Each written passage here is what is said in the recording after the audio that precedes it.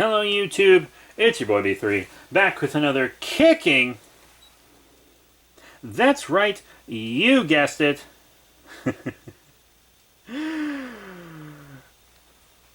graphic novel review. Today we're doing more Venom, more of that dank stuff. The issues are technically in the Donny Cates run, the 2018 run, but they weren't written by Donny Cates, because they are War of the Realms tie-ins. That's right, today we are reviewing Venom, the War of the Realms. Or just Venom, War of the Realms, honestly. But, yeah, so this is a War of the Realms tie-in. I have reviewed War of the Realms Prelude and War of the Realms, as well as most of Jane Foster's time as Thor in her solo book anyways. I did read all the Avengers stuff she was in, but, you know, I never reviewed it. Because I read those single issue, and I just review single issues in comic book hauls. Hopefully I'll have another one of those coming up soon. But, yeah. This is a War of the Realms tie-in, but it also has a little bit for Absolute Carnage, which is something we'll be reviewing soon. Actually, Absolute Carnage is the next thing I'm going to read. Not the next thing I'm going to review, but the next thing I'm going to read. So yeah, I'm going to give you a quick read-up of the back of the book. The War of the Realms makes landfall in the world of the Wicked Web Slinger. As the War of the Realms rages, Venom gets swept up in Malakath's campaign to take over the Ten Realms. The Dark Elf Conqueror, who's my favorite Thor villain, by the way, has designs for the sinister symbiote, and they may prove fatal. While chaos reigns across Manhattan, Venom has teamed up with an unlikely group to try and stop the war, or die trying. Battered, bleeding, and at the end of his rope, Eddie Brock may be overwhelmed by Malakath's war witches and their henchmen. Plus, a new terror rises in the depths of space, even as a terrible evil claims victim after victim on Earth in the name of the killer called Carnage. Collecting Venom 2018, numbers 13 through 15, and Web of Venom, Cult of Carnage, number 1, by Colin Bunn, Frank Thierry, Iran Coelho, Alberto Albuquerque, Roberto Paggi, Danielo S. Baruth, and Andreas Massa. I think the reason that Web of Venom comic was in this volume instead of in the Venom Unleashed volume is because there were only 3 issues of actual Venom in here, and they needed to pad it out a little more to justify kind of selling it, I guess. They just needed to pad it out a little. Justify that price. It's rated T for teen. And it's pretty cool. It's book 3 in the Donny Cates Venom run, but the book after this one is volume 3, so it's book 3, but it's not volume 3. I guess because Donny Cates didn't write it? I mean, I don't know, or because it's just tie-ins, and you can skip this. Like, if you're reading Donny Cates Venom, and you don't care about the War of the Realms, you can skip this and pretty much not miss anything. To be completely honest. But I did read War of the Realms. I was pretty invested in it, actually. And I read just anything symbiote. To be completely honest. Anything symbiote gets read. But it's pretty cool. I love the cover of it with, like, Venom about to slay a dragon with a big old sword. It's dope. He gets a cool new look in this where he's like covered in runes and all this stuff, and his look constantly evolves because he's getting his son Dylan to a safe place while the War of the Realms is going on. He takes him to Rex's safe house. Remember Rex, the symbiote that helped him in Volume 1? I reviewed Volume 1 forever ago. Sorry there was so much space between Volumes 1 and 2, but I'm going to try to keep them closer together now. And one of Malakath's Dark Elf witches, who are super cool looking, by the way, gives Venom a dream stone in an attempt to try to manipulate him into working for Malakath, but it doesn't take. He slices off her arm and then goes out to help people, but the symbiote he made is like fueled by his negative emotions, so he has to keep bringing up all these negative memories in order to make it more powerful. But he also has the dream stone, so pretty much anything he imagines he can do. But he doesn't have a very creative imagination. But you know who does? The current Jack-o'-lantern, the one that Venom half blinded in Volume 1. The witch gives Jack-o'-lantern one because he agrees to work with her more, and she also says that she wants him to kill Venom, and he's like, kill Venom? I could do that. This guy is probably my least favorite Jack-o'-lantern. The Jack-o'-lantern from the Agent Venom time, that was my favorite Jack-o'-lantern. And I actually... By the time this is up, my vlog about Jack-o'-lantern and the Venom stuff will probably be up on the second channel. Link in our link tree in the description below. Venom saving people, slaughtering dark elves, and we're getting kind of some recaps of his past. And then our magical Jack-o'-lantern shows up on his big flaming bat creature. And he's using, like, hellfire to fight Venom. And some of Malekith's war dogs are there that he took from his mother when he had them eat her.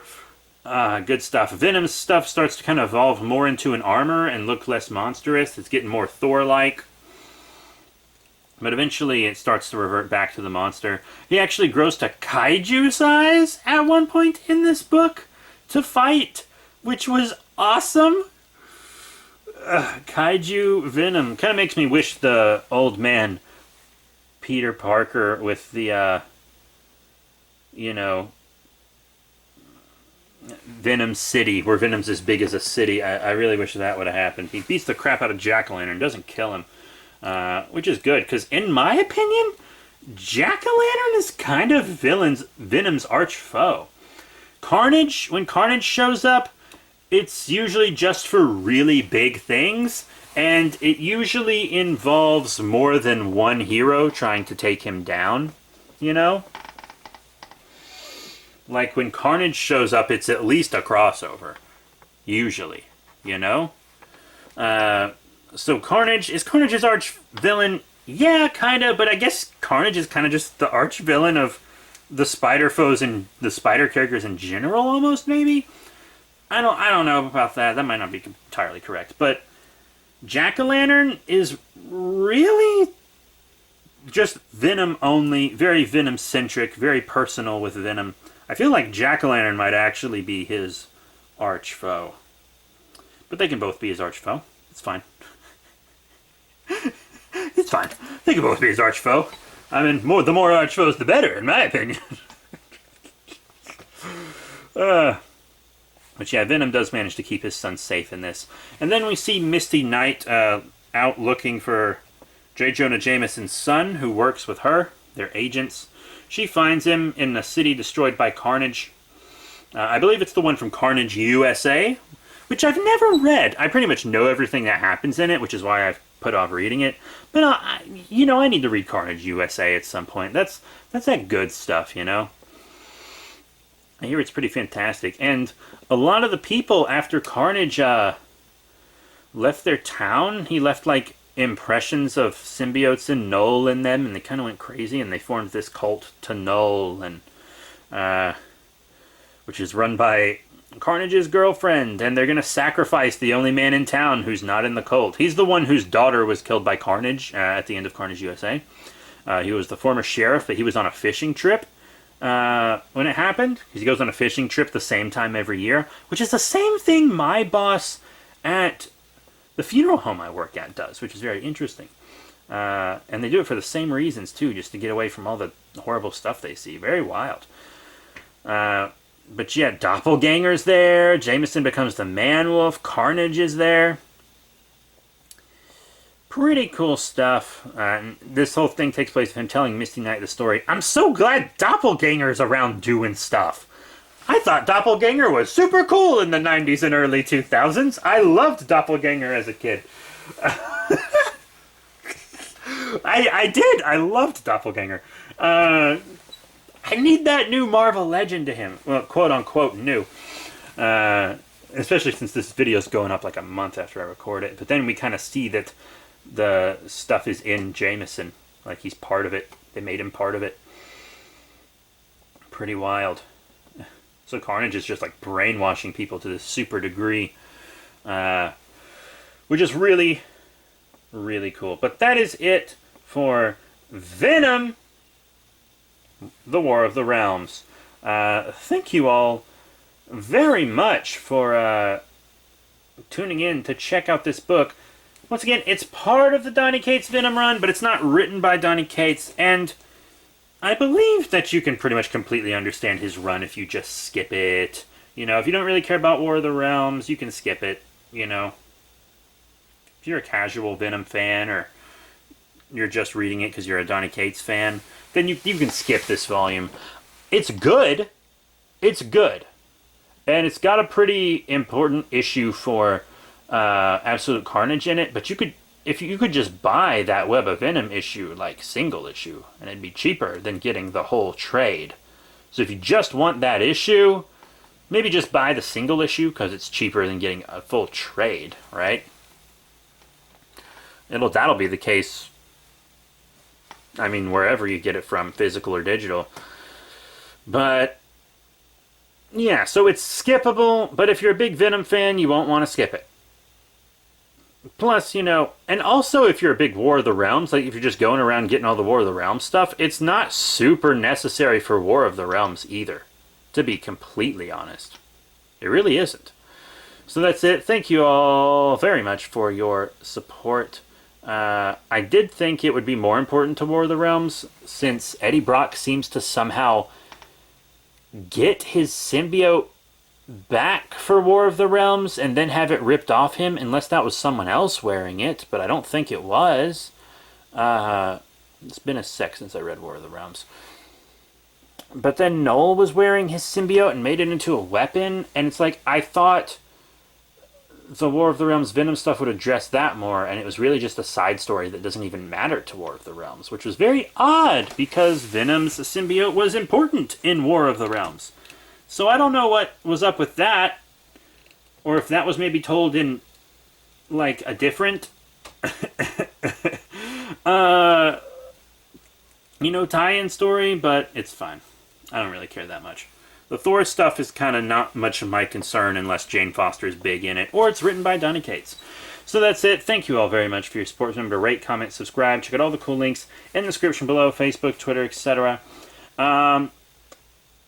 At the time of recording this, the next 3 volumes of Donny Cates Venom are out, and I do own them.